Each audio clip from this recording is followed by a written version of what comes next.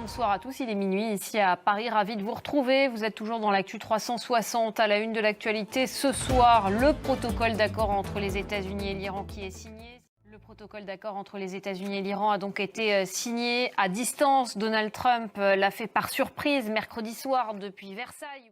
Et la signature de ce protocole d'accord entre les États-Unis et l'Iran a été spontanée. C'est ce qu'a dit le président français Emmanuel Macron, qui reste prudent sur cet accord qui est censé mettre fin à la guerre. On va l'écouter. Il était l'invité ce jeudi soir de Caroline Roux chez nos confrères de France 2.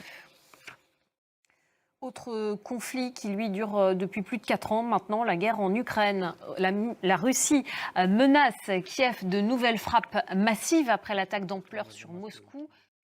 Et on reste en Europe, en France, la canicule s'installe et s'étend sur l'Hexagone. 53 départements sont ce vendredi en alerte orange canicule.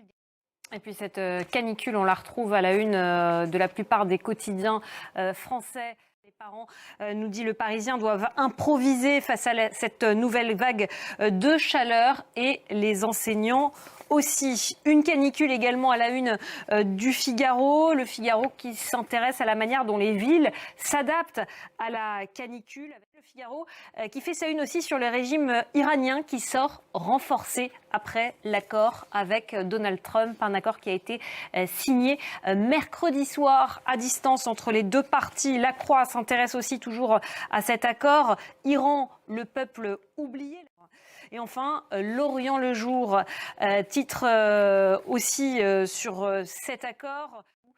C'est ce qu'a dit aussi l'armée israélienne ce jeudi, malgré cet accord entre les États-Unis et l'Iran. Voilà, restez avec nous. L'actualité continue sur France 24.